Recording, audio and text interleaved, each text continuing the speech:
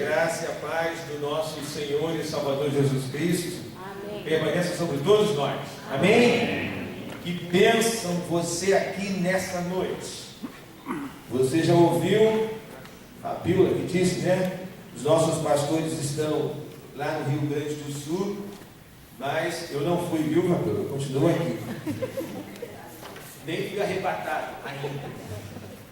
Mas pela graça e misericórdia de Deus, irmãos, nós estamos aqui nesta sexta-feira, fria por fora, mas calorosa por dentro.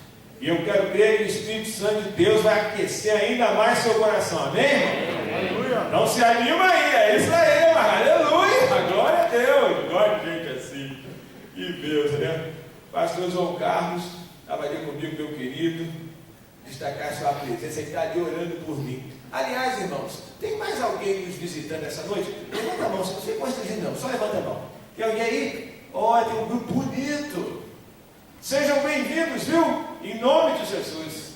Vocês estão no melhor lugar que vocês poderiam estar, e é na casa de Deus. Então, sintam-se à vontade. Que bom, que bênção ter vocês aqui. Para quem não sabe, nós estamos numa caminhada, e principalmente os que estão vindo hoje, no Salmo 91. E eu suponho que você conheça o Salmo 91 quase que de cor, né, irmãos? Porque nós já lemos aqui várias vezes. E o pastor Lobo pediu que trouxéssemos uma palavra nessa noite sobre nenhuma praga chegará à sua tenda. Nenhuma, irmãos. Amém? Amém? Esse amém aí foi meio assim, poxa vida. Será que é isso? Mas é interessante quem vem acompanhando as reuniões ou melhor, os cultos de sexta-feira, e nós lemos sempre o Salmo, e quando nós olhamos para a realidade, talvez por isso você tenha dito esse amém aí, porque nós sabemos que a realidade nos mostra as coisas de uma outra forma. E é interessante que, por diversas vezes, enquanto eu estou ali sentado, orando, ouvindo o sermão do pastor Lobo, do pastor Marco, mesmo quando eu leio o texto, no primeiro momento nós podemos pensar algumas coisas. E eu pensei muito e orei muito, irmãos, no dia de hoje sobre isso que eu vou te falar. Porque olhando para o texto, e você já pode abrindo aí no Salmo 91, ver com ele aberto, nós vamos trabalhar os versos 9, aliás, melhor, abra em Juízes capítulo 9, abra sua Bíblia em Juízes capítulo 9, amém.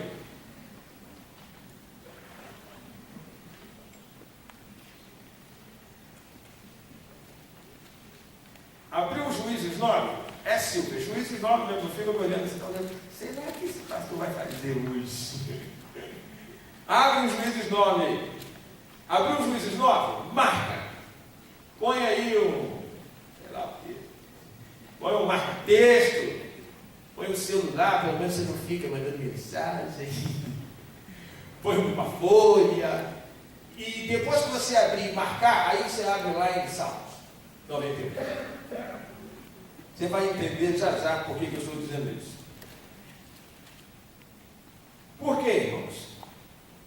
Não lemos o texto ainda, mas quando nós lemos principalmente o verso 9 e 10 do Salmo 91, nós podemos fazer algumas interpretações. Por exemplo, você pode pensar, olhar para esse texto e dizer assim, não é possível, essa promessa aqui não é mais para o dia de hoje, porque afinal de contas, em alguns momentos, nós ficamos doentes, e aqui diz que nenhum mal te sucederá, nem praga alguma chegará à tua tenda. Se você for um pouco mais crítico, um pouco mais radical, você pode dizer assim, fui enganado. Essa palavra está me enganando. Se você for mais humilde, você vai pensar, não entendo nada de Bíblia. Não é possível, estou lendo esse negócio aqui, mas na realidade é outra, então eu acho que eu não sei nada de Bíblia. Devo estar enganado. Ou ainda, Se você tiver uma interpretação mais piedosa, você pode dizer, então eu devo estar fora do centro da vontade de Deus. E é por isso que essa promessa não se aplica à minha realidade. Eu não sei qual dessas interpretações, quais desses pensamentos vêm à sua mente quando nós lemos esse texto e olhamos para a nossa realidade. Mas o que eu quero dizer nessa noite, irmãos, que independentemente da forma como você interprete esses textos, existem algumas verdades que nós precisamos entender. Nesta vida, enfermidades físicas, enfermidades emocionais, enfermidades psíquicas sempre existirão. Ok? Estão me acompanhando? Beleza? Por quê? Porque essas enfermidades necessariamente não são espirituais. Essas enfermidades fazem parte desta realidade que nós vivemos. Então, estas nós sempre teremos. Mas nesta noite, eu vou tentar, viu como eu sou prudente, oferecer uma perspectiva para que você entenda o que você lê. E saia daqui, irmãos, realmente liberto. Crendo que essa promessa, ela se cumpre e se aplica assim, a sua e a minha vida.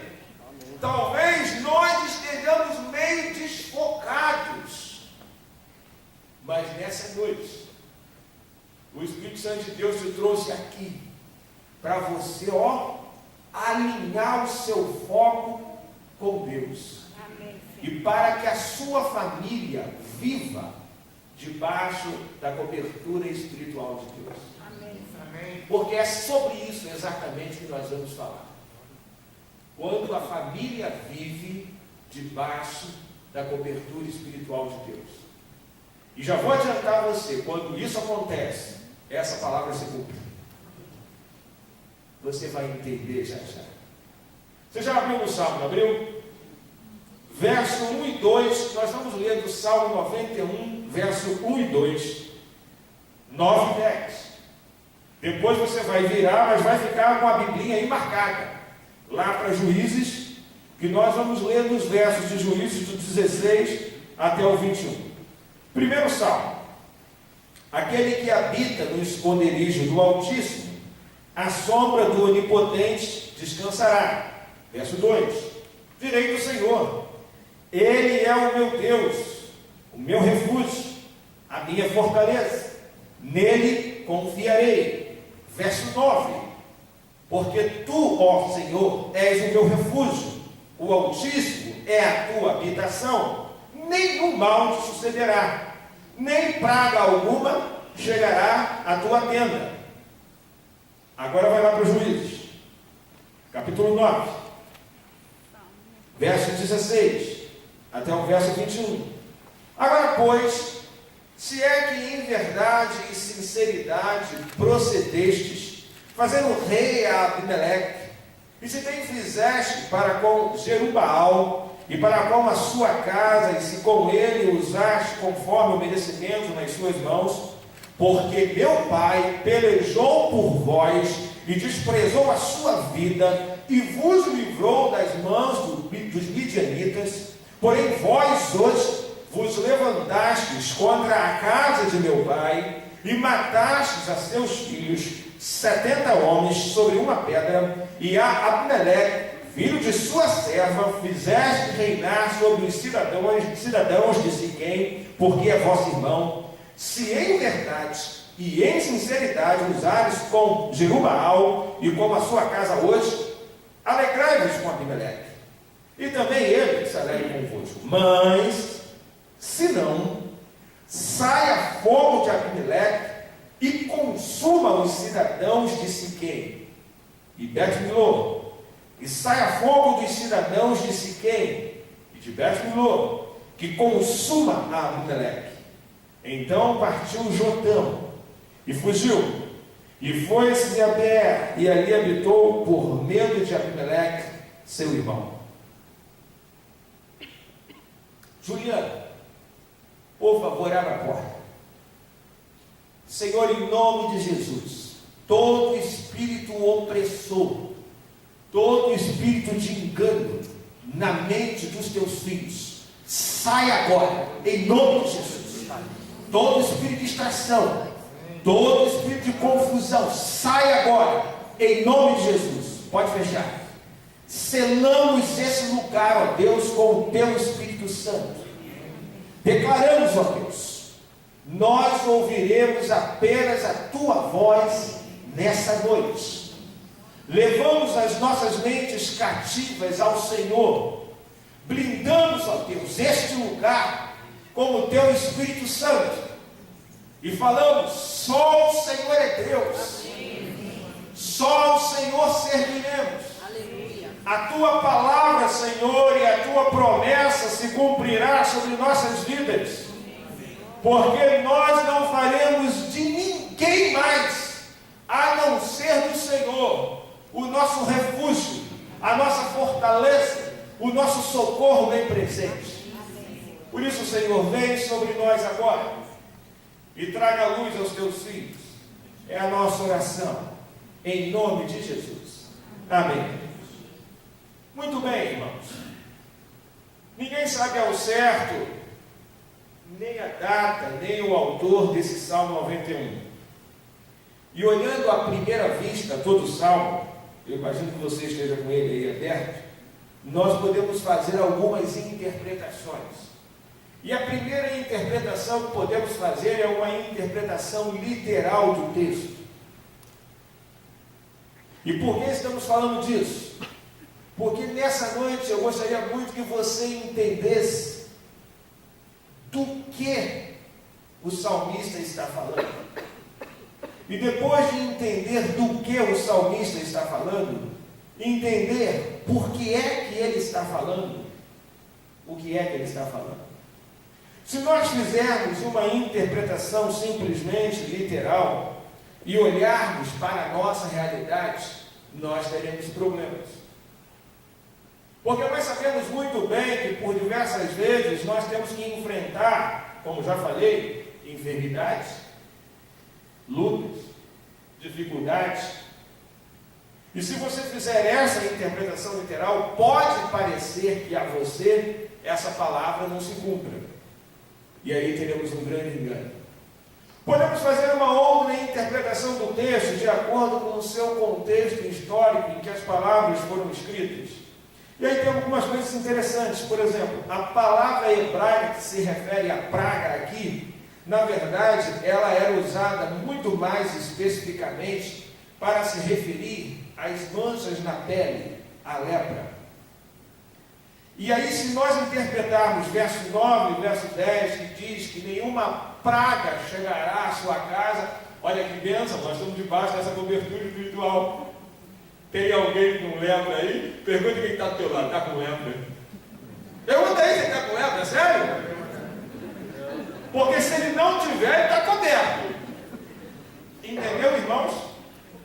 Porque na interpretação literal, qual é a nossa tendência? Nós levamos o nosso conhecimento hoje ocidental, para o tempo que o texto foi escrito. Nós chamamos isso na teologia de anacronismo. E você pegar o pensamento de hoje e levar lá para trás do texto, o texto não queria dizer isso. Mas se você olhar para o contexto histórico do salmista, o que é que ele está dizendo que nenhuma praga poderia ser interpretada como nenhuma lepra chegaria à tua casa? E por que disso? Porque a lepra era uma enfermidade que não apenas separava as pessoas, porque quem era leproso era colocado à parte, você sabe disso? Mas também era um sinal de que aquela pessoa estava em pecado. Afinal de contas, ela não era nem digna da presença de Deus. Então isso é uma outra forma de interpretar. Mas tem ainda uma outra, uma terceira, de uma forma mais abrangente, e o próprio verso 10 deixa isso com maior clareza: nenhum mal te sucederá. Agora não apenas a praga, mas nenhum mal. Então, de uma forma abrangente, nenhuma doença chegaria. E aí voltamos à estaca zero. Então, nós voltamos de novo debaixo da presença, da promessa, da cobertura espiritual. Por quê? Porque algumas enfermidades chegam. Mas tem uma última interpretação, que era dada pelo Talmud. Se você não sabe, o Talmud é o livro sagrado dos judeus, que é formado por 2 livros, a Mishnah e a Guemará. Na verdade, os judeus tinham a Torá, que são os 5 primeiros livros da Bíblia, que para o judeu é lei escrita. A Mishnah era a lei oral. Já era um debate a respeito dessas leis, mas tinha valor, tinha peso de lei. E essa compilação de leis orais compunha a Mishnah. A Guemará era uma discussão dessa Mishnah, ou seja, uma discussão da interpretação. E o que isso tem a ver com essa mensagem? É que já os judeus, no Talmud, consideravam o Salmo 91 a uma perspectiva espiritual. Na verdade, eles criam que esse salmo não deveria ser interpretado literalmente, não deveria ser interpretado num contexto histórico, nem num ponto específico, nem de forma abrangente, mas deveria ser interpretado como um ataque dos demônios às famílias de Israel. E olha que coisa interessante, irmãos, porque é bem dentro dessa perspectiva que particularmente eu interpreto esse texto. Não da perspectiva humana, apenas histórica, mas de uma perspectiva espiritual. E nesse sentido, o que o texto está dizendo é que se nós fizermos de Deus o nosso refúgio, como diz o verso 1 e 2, a nossa fortaleza, nenhuma praga, nenhuma doença, nenhum mal espiritual chegará à tua casa, porque e assim, na continuação do texto, o Senhor dará ordem aos seus anjos a teu respeito, para te proteger, para que você não tropece, para que você não caia em nenhuma armadilha, em nenhuma tentação de Satanás. Amém, irmãos? Amém. Então você tem que andar debaixo da cobertura espiritual de Deus. Deu para entender mais ou menos do que é que o autor do texto está falando? Então, agora que você entendeu do que o autor do texto está falando, por que às vezes nós ainda enfrentamos algumas pragas na nossa vida? Por quê, irmãos? E é muito importante, tem 2 palavrinhas aqui que são fundamentais no verso 1. Porque no 91, ele diz, aquele que habita. E no 2, ele diz, Deus é o meu refúgio. Eu queria muito que você gravasse essas 2 palavras. Habitação e refúgio. Habitação, irmãos, traz uma ideia de intimidade. Quem habita com você tem intimidade contigo. Tem ou não tem? E refúgio traz uma ideia de um local de segurança, um local que você se sente protegido, um local que quando você está em perigo, você corre para lá, porque você sabe, não é você acha, não é você pensa, não é talvez, não, você sabe que aquele local é um local de segurança e, portanto, você pode ir para lá, que lá você vai estar seguro. Pergunta para nós é, Deus é mesmo a sua habitação? Por que às vezes nós enfrentamos pragas na nossa vida? Porque honestamente, irmãos, nós não fazemos de Deus a nossa habitação. Quer que eu pergunte de outra forma? Você tem intimidade com Deus? Você conhece Deus? A ponto, por exemplo, diante de um marido, de uma esposa que não se converte, de um filho que está desviado, de uma situação de enfermidade, ou diante de qualquer impossível na tua família, você não reclamar, você não murmurar, você não esbravejar, mas você apenas adorar a Deus e dizer obrigado, Senhor, por essa pessoa que você colocou ao meu lado? Você tem intimidade com Deus o suficiente para dizer sim ou para dizer não diante das adversidades da vida? Porque se você tem intimidade com Deus para controlar a sua própria língua, por exemplo, então Deus é a tua habitação. Mas se nós não conseguimos fazer isso, perdoem, irmãos, mas Deus não é a nossa habitação. E é por isso que às vezes nós enfrentamos pragas. Se você fizer de Deus realmente o seu refúgio, e à medida que surgirem as dificuldades, você correr para Deus e para mais ninguém, então Deus é o teu refúgio. Mas se nós acreditamos que as nossas articulações humanas, que as nossas capacitações pessoais, que o nosso chefe, que o nosso pai, que o nosso dinheiro, seja lá o que for, vai prover a segurança que nós esperamos, nós estamos perdidos. E se fizermos isso, à medida que fizermos isso, saímos debaixo da cobertura espiritual de Deus, e por isso nos tornamos vulneráveis a algumas pragas que o diabo coloca diante das nossas vidas para nos escravizar. Como eu quero que você saia daqui liberto, completamente liberto dessa noite, agora eu quero que você pule lá para Juízes 9. Porque nós vamos ver o exemplo de uma família, irmãos. Na verdade, nós lemos parte do texto. Se você abrir aí capítulo 8, depois você lê em casa com calma, todo o capítulo 8, todo o capítulo 9, você vai perceber o que é que acontece com uma família quando ela sai debaixo da cobertura espiritual de Deus e ela coloca a sua confiança, a sua esperança em qualquer pessoa ou em qualquer coisa a não ser Deus. Nós lemos, como você pode perceber, apenas os versos 16 até o 21. Mas todo o capítulo 9, poderia dizer, e também parte do capítulo 8, do capítulo 9, a partir do verso 7, você vê a parábola de Jotão.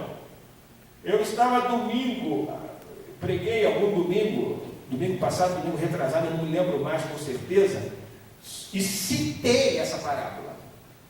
Na verdade, citei naquela mensagem que fiz, porque essa parábola foi proferida por Jotão no monte de Gerizim, onde esse monte é importante.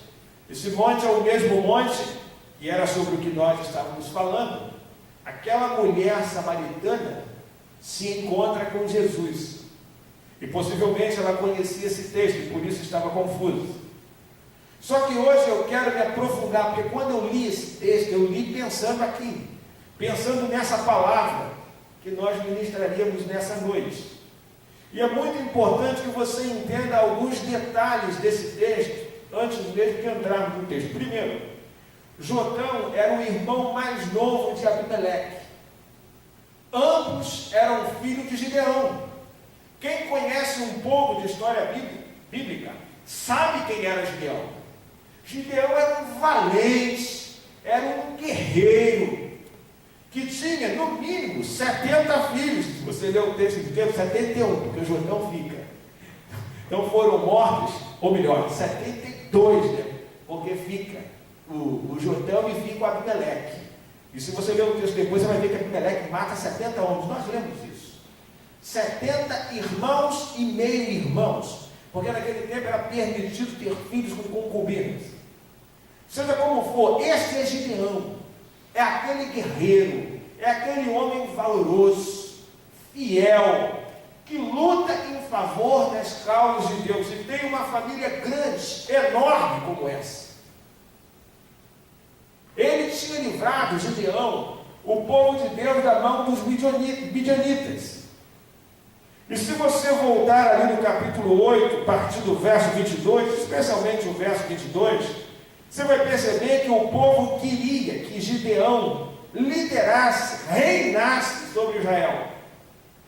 Mas Gideão não faz isso. Olha lá. Então os homens de Israel disseram a Gideão: domina sobre nós, tanto tu como teu filho, e o filho do teu filho, porquanto nos livrastes da mão dos midianitas. Verso 23.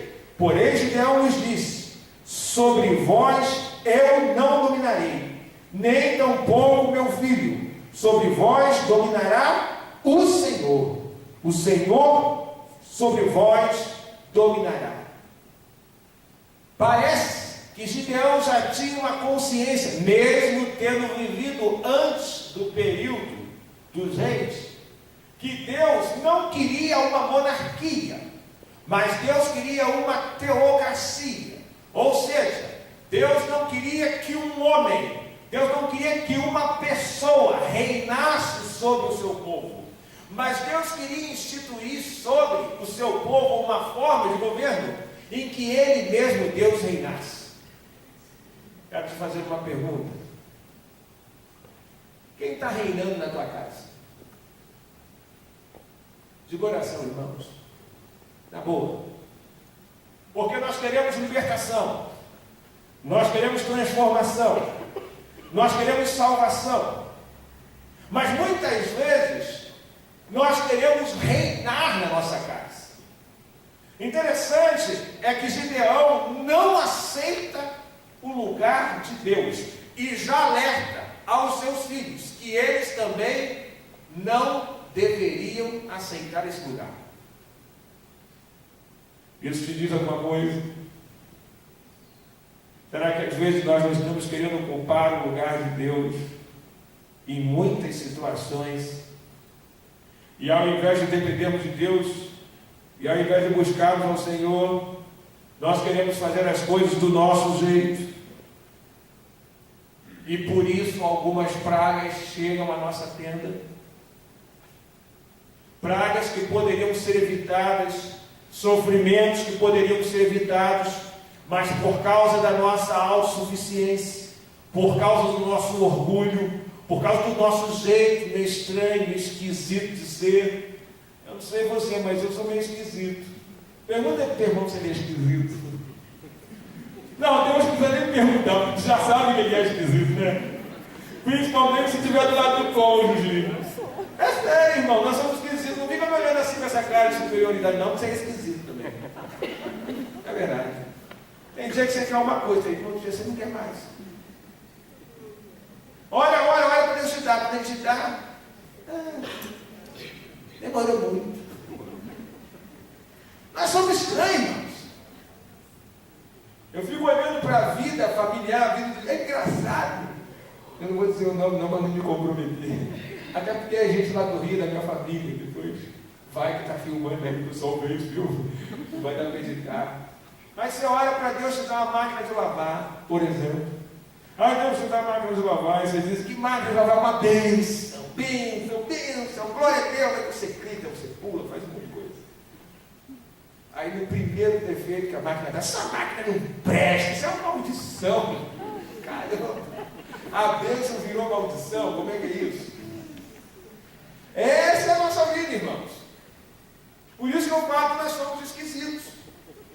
Mas esse camaradinho aqui, Gideão, ele não era esquisito, e ele foi sábio. Olha, eu não vou reinar e não quero reinar. Por quê? Quem tem que reinar, irmãos? Deus. Parece até que o Gideão tinha lido o Salmo 91. Ele já sabia que o Senhor é o nosso refúgio. O Senhor é a nossa fortaleza. O Senhor deve ser a nossa habitação. Ele sabia muito bem que o conforto, que a segurança que os israelitas queriam, ele não podia oferecer. Mas olha que ironia do destino. Porque o filho dele, Abimeleque, parece que pensava diferente. tu lê o texto depois, tu vai entender, ele pensava diferente.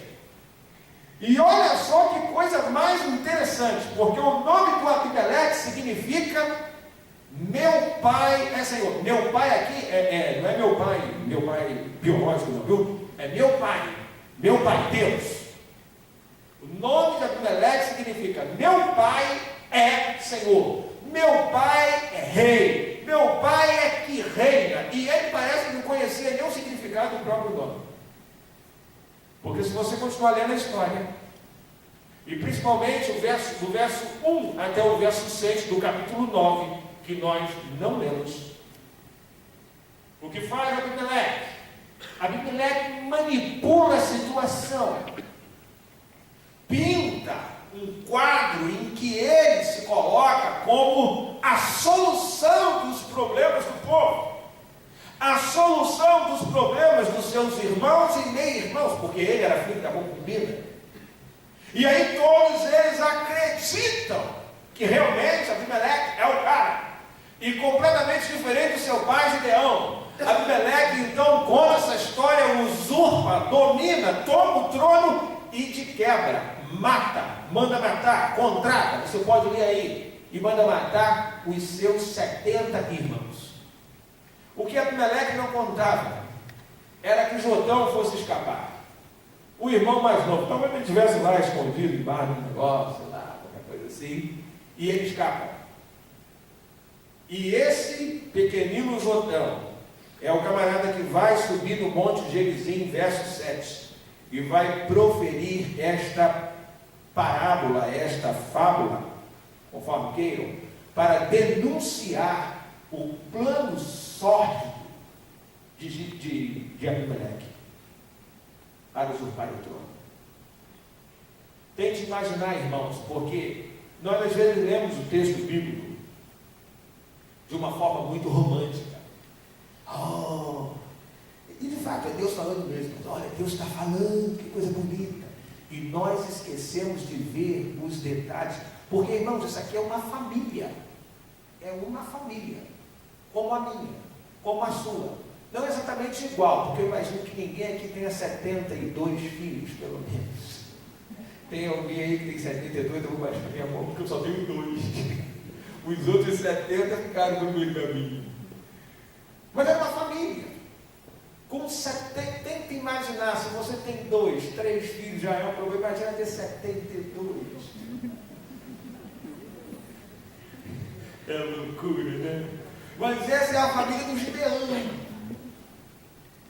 E depois que o Abimeleque usurpa, matou 70 logo uma vez só, sobre uma pedra. Irmãos, intriga, confusão, dominação.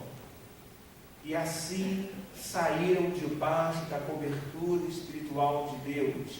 E assim a praga chegou à tenda deles. Mas por quê?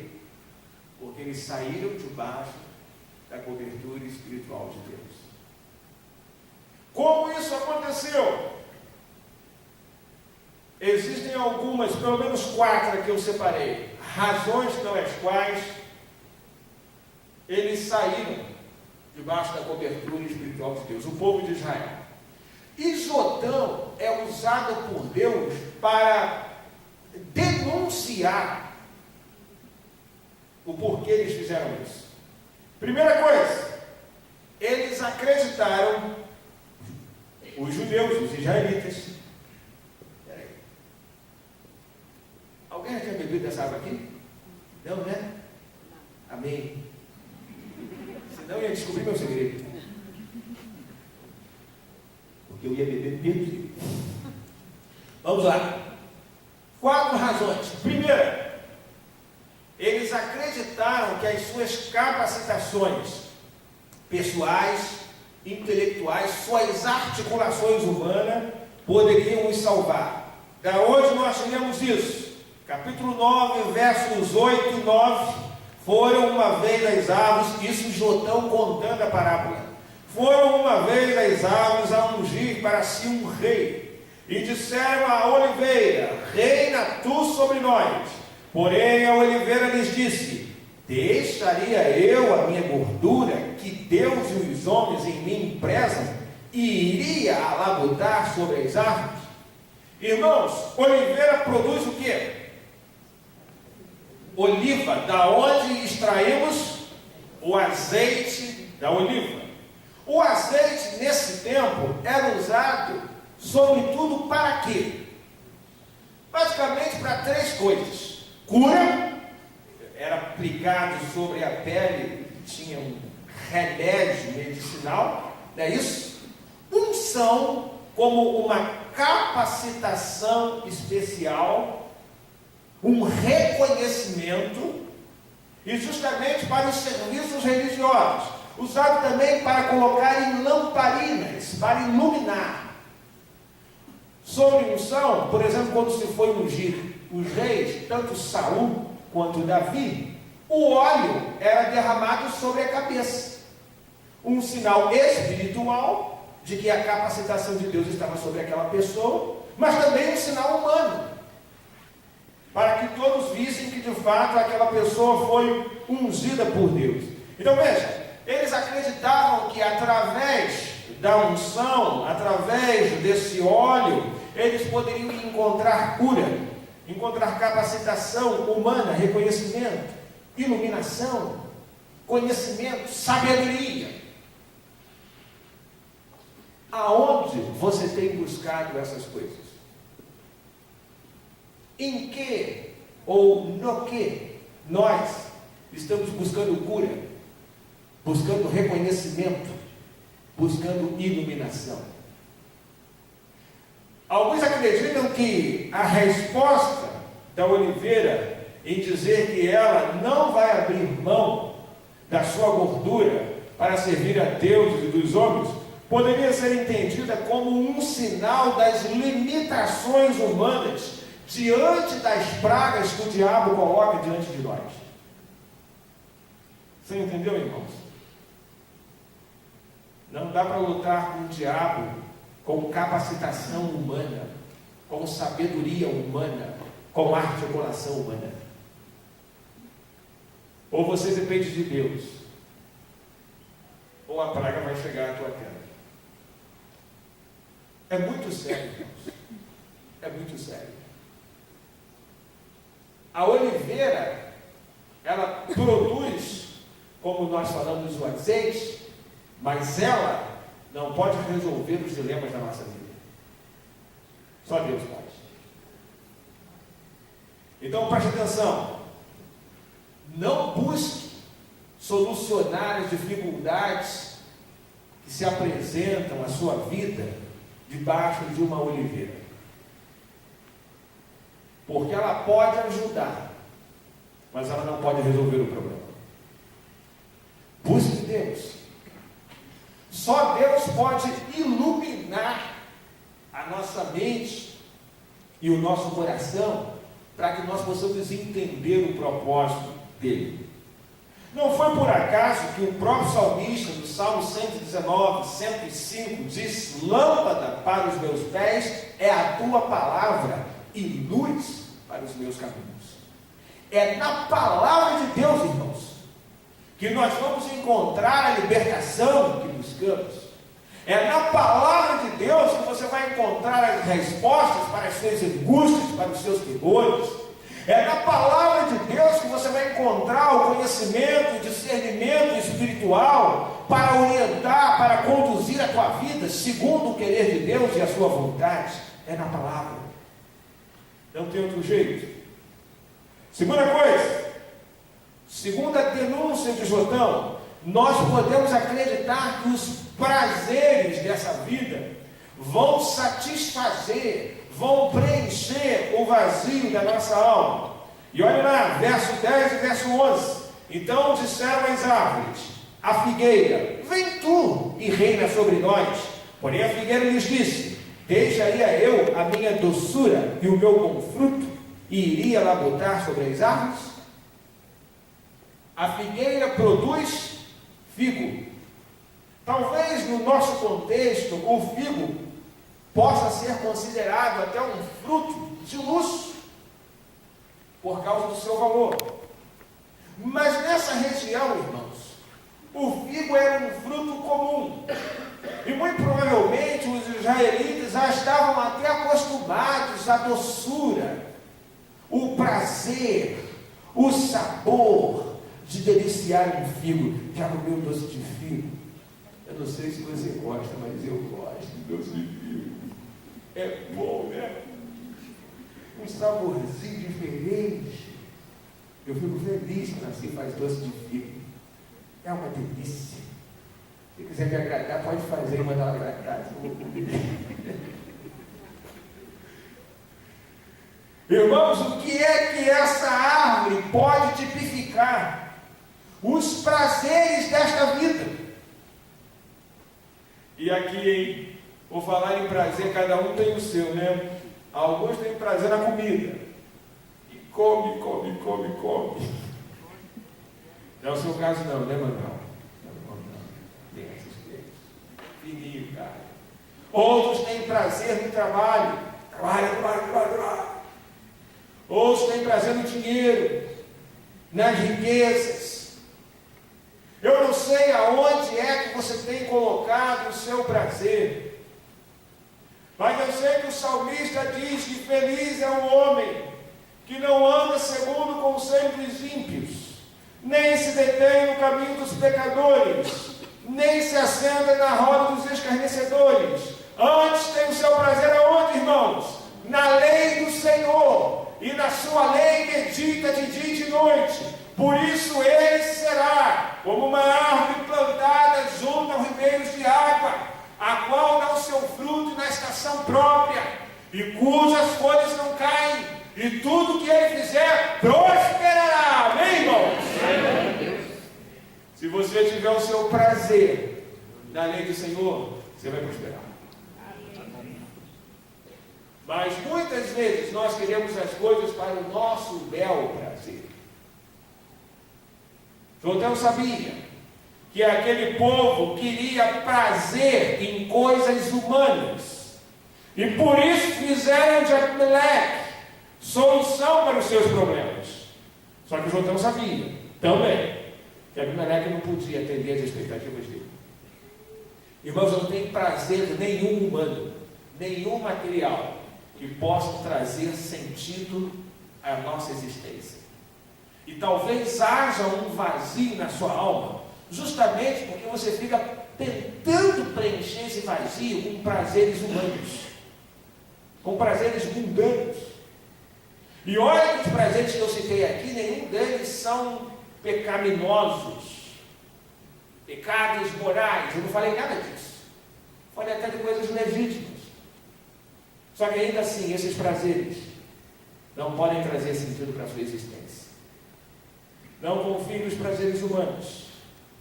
Não confie, irmãos, na figueira, porque ainda que ela possa produzir algum tipo de prazer, ele será efêmero e passageiro.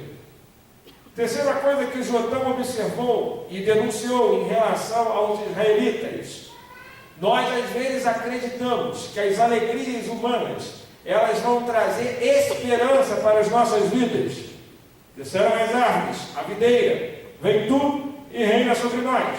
Porém a videira lhes disse: deixaria eu o meu gosto, dependendo da sua versão aí, o meu vinho, que alegra a Deus e os homens, e iria labutar em favor de vós? Videira produz o que, irmãos? Uva. Da onde nós extraímos o que? Vinho. O vinho naquele tempo era utilizado para algumas coisas, sobretudo para derramar sobre o sacrifício que era oferecido a Deus, e às vezes era derramado também ao redor do solo, como uma tentativa de agradar aos deuses, às divindades, tentando de alguma forma obter o favor de Deus.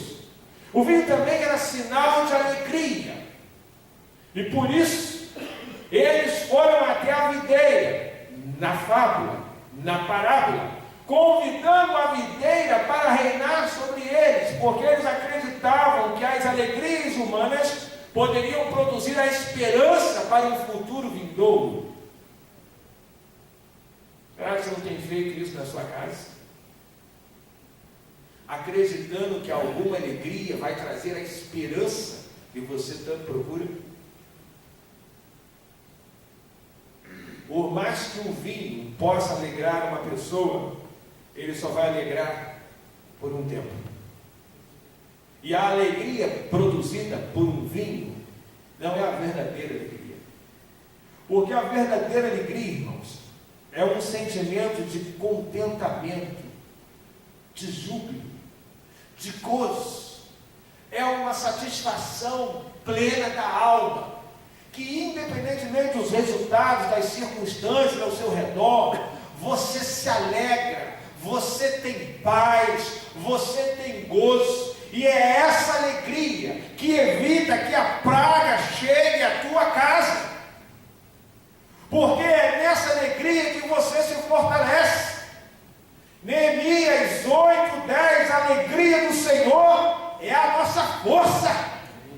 É nessa alegria, irmãos, que mesmo estando no meio de um deserto, no meio de um abismo, um ambiente de morte, você consegue olhar para tudo aquilo e ter esperança em Deus, porque você sabe que Deus é Senhor da história. E ainda que mesmo os seus irmãos tenham sido mortos, como assim foi com os irmãos de Jordão, ele sabia que Deus era o seu escudo, e Deus o protegeria. A alegria dele não estava em coisas humanas, não estava no vinho, mas estava em Deus. E por último, e talvez esse seja o pior, porque até agora, embora sejam enganos, tanto a oliveira, quanto a figueira, quanto a videira, existe uma quarta árvore que eles vão pedir para reinar sobre eles, que é o espinheiro. Tente imaginar, irmãos, um espinheiro reinando sobre a sua casa. Espinheiro produz o quê? Espinheiro produz o quê? Espinhos. E se você ficar debaixo de um espinheiro, o que é que vai acontecer? Você vai se furar. Você vai se ferir. Você vai se machucar. E depois que essas três árvores rejeitam, o povo convida o espinheiro. E você pode ver isso. A partir do verso 14, elas vão dizer ao espinheiro: vem tu e reina sobre nós. Eu fico imaginando, pastor, mas o texto é uma fábula. O texto é uma fábula. Mas infelizmente tem muita gente convidando um espinheiro, e Jotão, tomado pela sabedoria do Espírito Santo, conseguiu reunir todos os sentimentos negativos em uma única árvore. Observe que para coisas positivas ele usa três árvores que eram bem pertinentes a Israel. Eles sabiam muito bem do que é que Jotão estava falando. Mas para falar de coisas negativas ele usou uma só, o espinheiro, que pode ser representado, irmãos, como raízes de amargura, falta de perdão, ressentimentos, sentimento de rejeição. Quantas famílias têm sido governadas por esses sentimentos? Quantos permanecem debaixo de um espinheiro? Irmãos, ficar embaixo de um espinheiro, no mínimo, é algo desesperador, desesperançoso, porque um espinheiro só produz espinho e só fere você. Mas você fica aí no coração, remoendo, alimentando o espinheiro que reina sobre você. Que isso, pastor? Não fico não. Fica assim, quando você não libera perdão, quando você alimenta a raiz de amargura, quando você fica relembrando o passado, quando você permite que o espírito de acusação tome conta da sua boca, e ao invés de proferir palavras que abençoam, você acusa, você culpa, você aponta dedo. Sai debaixo do espinheiro. Não deixa o espinheiro reinar sobre você, não. Senão você vai sofrer, e a sua família vai sofrer. Tem gente que pensa que pode confiar no espinheiro. Disse o espinheiro às árvores: se na verdade me ungir rei sobre vós, vinde e confiai-vos debaixo da minha sombra. Espinheiro é mentiroso, irmãos. Espinheiro produz sombra. E quando seca é pior, porque só serve de fogo. Então, se você for confiar no espinheiro, você terá no mínimo pelo menos duas frustrações. A primeira: se confiar nele, verá que no final foi um grande engano. E ele mentiu para você. Que ele prometeu coisas que não poderia cumprir. E por isso, às vezes, algumas famílias experimentam pragas porque confiam em promessas humanas. Confiam em promessas vãs. Confiam em sistemas políticos e filosóficos. Nós estamos no ano de política. Quantas vezes nós ouvimos promessas vãs que não servem para nada, mas tem pessoas que levantam bandeiras do partido A, B e C. A única bandeira que eu levanto, irmãos, é a bandeira de Jesus Cristo. Amém. Eu não tenho partido político nenhum e não confio em nenhum deles, porque para mim todos eles são falhos. Só Deus pode resolver o problema da nossa nação. Então a sua primeira ilusão, a sua primeira decepção em confiar no espinheiro é descobrir que essa sombra que Abimeleque aqui dizia que poderia oferecer era uma mentira. E a segunda, que é pior: se você se voltar contra o espinheiro, aí mesmo que ele vai te ferir. Porque na continuidade ele diz que se vocês não fizerem assim, saia fogo do espinheiro e os consuma. Então quem entra debaixo do espinheiro não tem escolha. É só sofrimento. Ou sofre pelo engano, ou sofre porque o próprio espinheiro, quando seca, só serve para ser queimado, não serve mais para nada. A maior ilusão, irmãos, de um protegido é acreditar que o seu protetor nunca vai faltar. Você está acreditando em promessas humanas? Se você estiver acreditando, eu diria: sai debaixo desse espinheiro enquanto é tempo, porque senão ele vai te matar. Nos versos 16 até o verso 21, texto que lemos, na verdade, é uma maldição que Jotão lança contra os homens de Siquém. Você ouviu o texto? E paz, meus irmãos, essa maldição se cumpre, capítulo 9, verso 57, como também todo o mal dos homens de Siquém fez tornar sobre a cabeça deles, e a maldição de Jotão, filho de Jerubaal, veio sobre eles. Mas sabe por que a maldição de Jotão se cumpriu sobre esse povo? Porque eles fizeram de Abimeleque e não de Deus o seu refúgio e a sua fortaleza.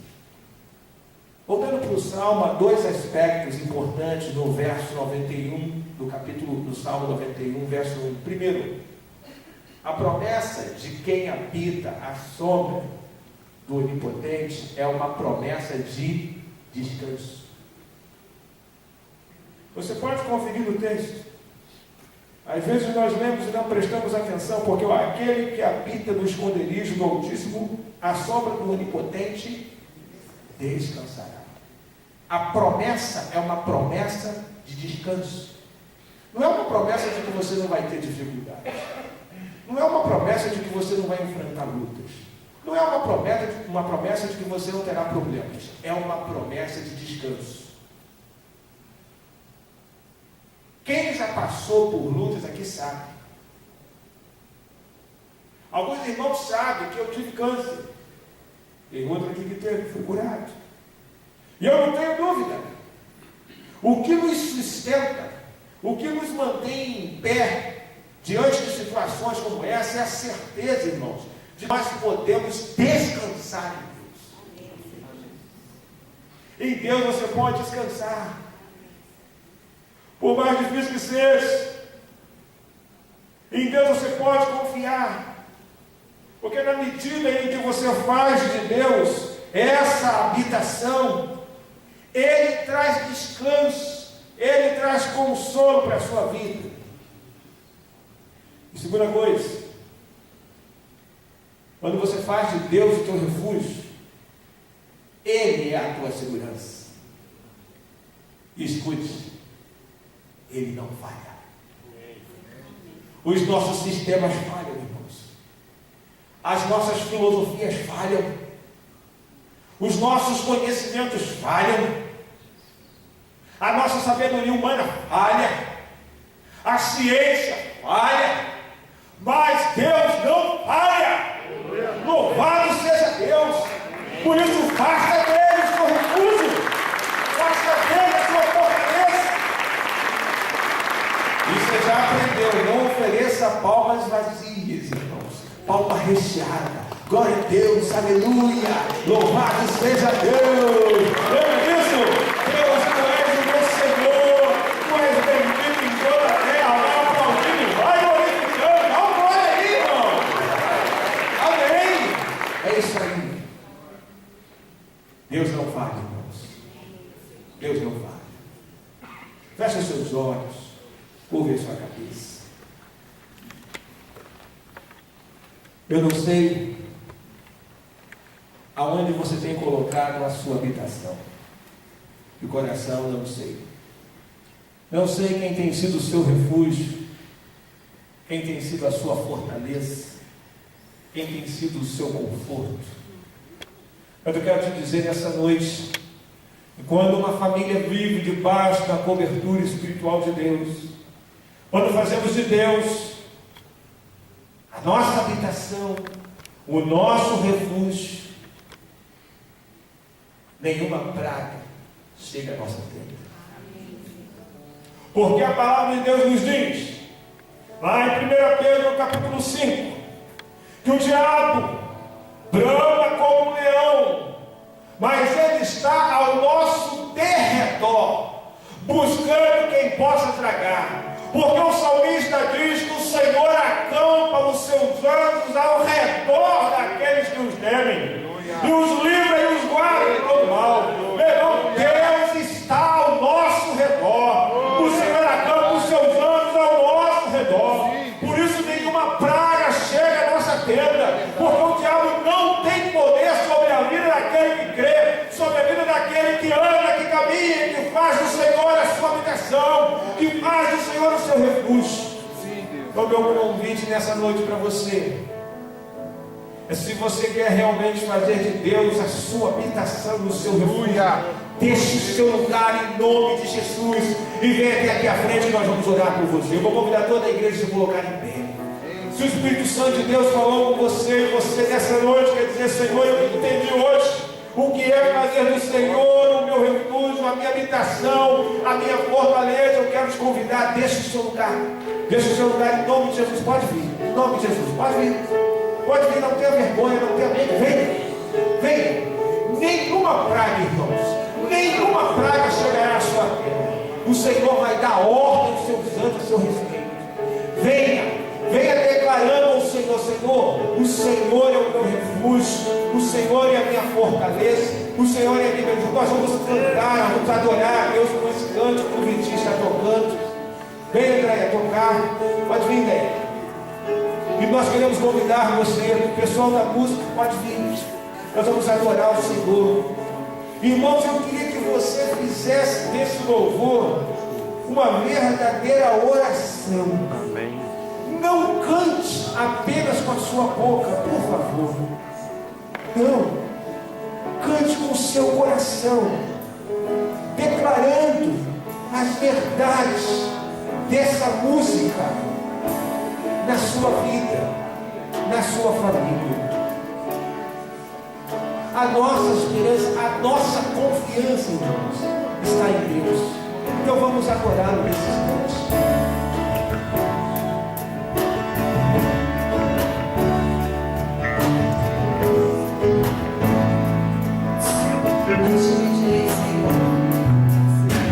A ti bendirei.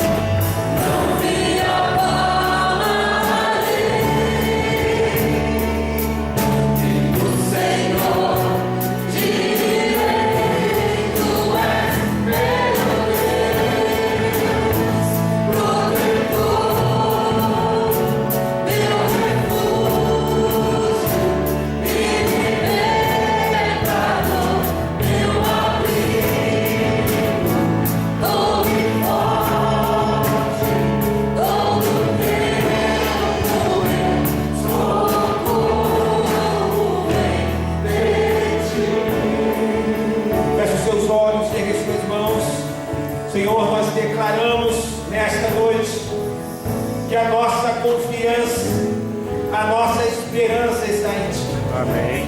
Nós não vamos bendizer, ó Deus, nenhuma oliveira, nenhuma figueira, nenhuma videira, muito menos um espinheiro, mas nós bendiremos o Teu nome, porque Santo, Santo, Santo é o Senhor dos exércitos. Só o Senhor é Deus, não há outro Deus além de Ti. Fora do Senhor não há conhecimento, não há sabedoria humana, não há salvação, não há esperança, não há paz, não há amor. Somente em Ti, Pai, nós podemos alcançar as promessas que o Senhor tem revelado na Tua palavra. Por isso, Senhor, confirma a Tua palavra no coração de cada um dos Teus filhos. Nós cremos, Pai, nenhuma praga chegará à tenda, à casa, à família dos Teus filhos, porque o Senhor já deu ordem aos Teus anjos ao nosso respeito, para nos guardar, para nos proteger, para nos livrar. Então somente, Senhor, venha ao nosso socorro, ajuda-nos, ó Deus, para que nós não saiamos debaixo da cobertura espiritual do Senhor. Amém. Mas para que permanecemos firmes, crendo que o Senhor é Deus. Amém. E mesmo que as circunstâncias ao nosso redor sejam desfavoráveis, nós confiaremos no Senhor. Amém. Confie nessa palavra, Senhor, no coração, na vida, na família de cada um dos Teus filhos aqui presentes. Leva-nos em paz, que a Tua graça, que as Tuas misericórdias, as consolações do Teu Espírito Santo estejam sobre todos nós. Amém. Em nome de Jesus. Amém. Só um minuto.